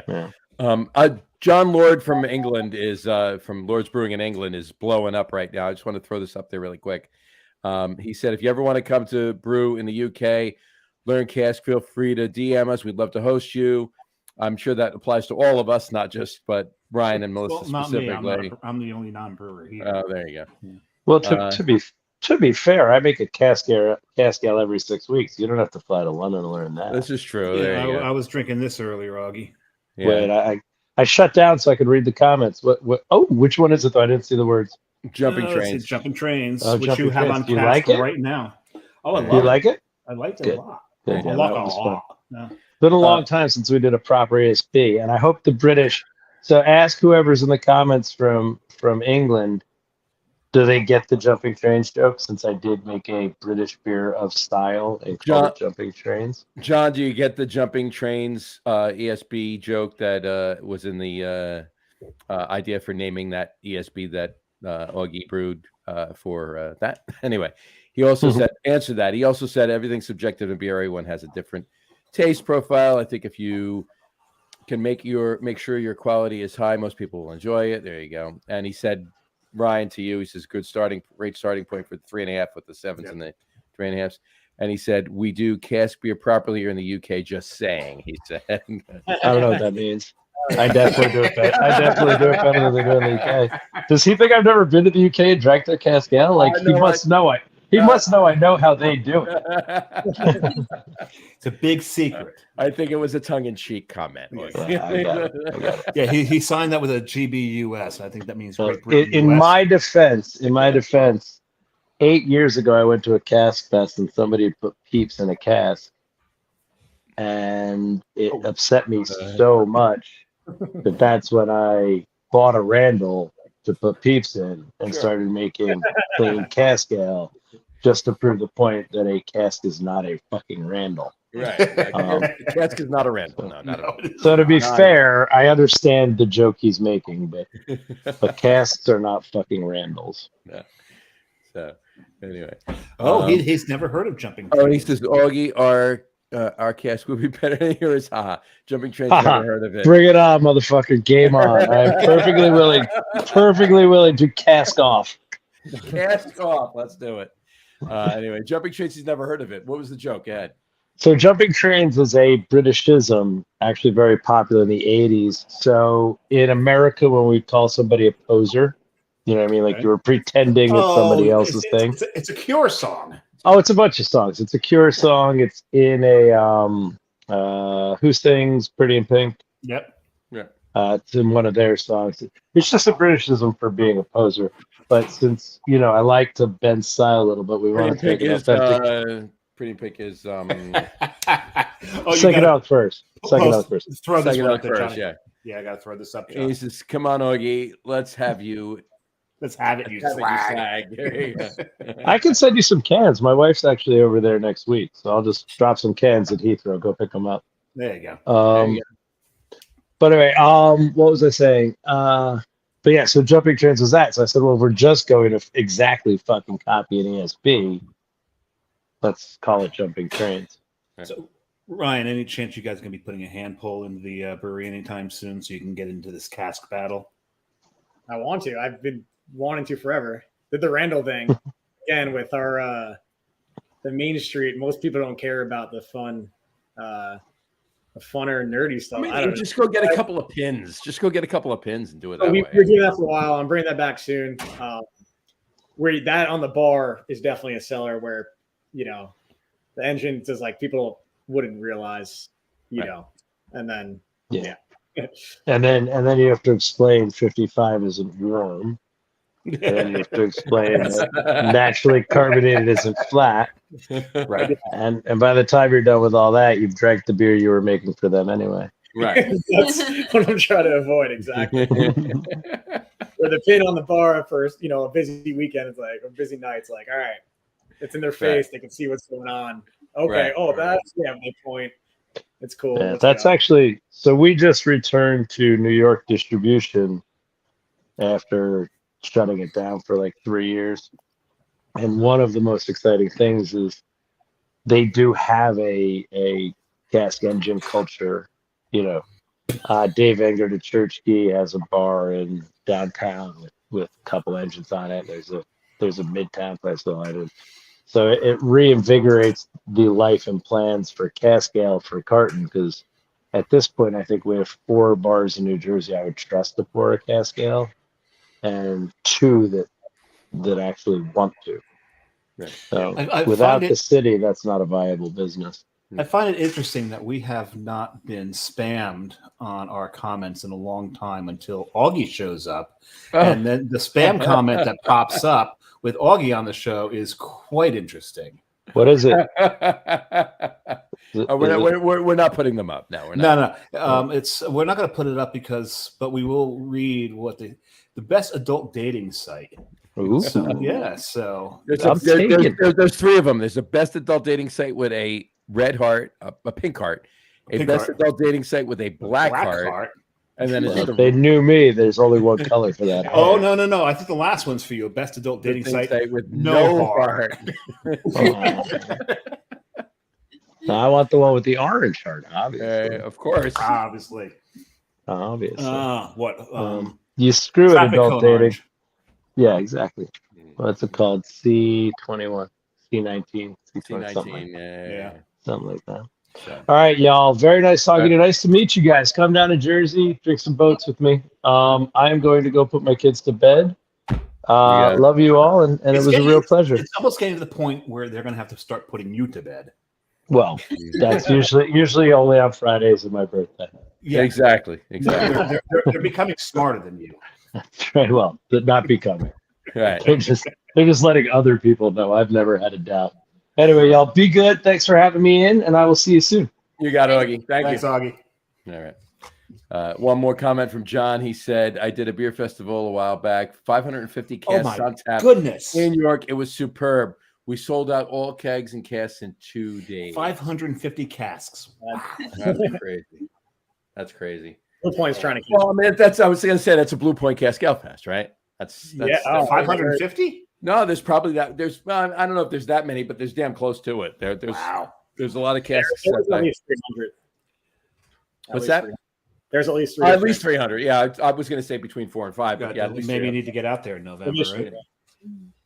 Yeah, that fest is great every year because it's all Long Island breweries, some New York, and then a few others here and there that pop over and everything else. And here's the one thing, John and I are centered in Jersey. A lot of our viewership is in Jersey, even though it's nationwide. Most of it's centered in Jersey, New York, that area. And we have some viewers clearly in England and Italy too. England and Italy. But if you don't realize this, Long Island is home to hundreds of breweries. Yeah, hundreds. So, yes, if you're in Jersey, you've got to pass that massive roadblock called New York City. Yeah. No, I try to jump over Manhattan, and even then, getting across one of the bridges. I would rather take a helicopter from New Jersey over to, just the other side of Queens or Brooklyn, and then rent a car and drive to that. Carrie and I talk about it all the time. We want to get one of those huge airlift helicopters to pick the car up, fly us over the city, and drop us maybe somewhere around. No. Patchogue. Place you. Yeah, not drop. Yeah, that's a good semantics. Thank you. Right. Put us down somewhere around Patchogue, and then we can just expand out of there, right? Exactly. John Lord just said the Great British Beer Festival at Olympia, London. You could double that at Summit. So to double the 550 casks. So. Okay, I'm writing that down right there. John. Okay. And Kerry just said 12 miles in 99 minutes. That's about what we did, yeah. There you go. Which we call it. John, seriously, let us know. We'll try to come.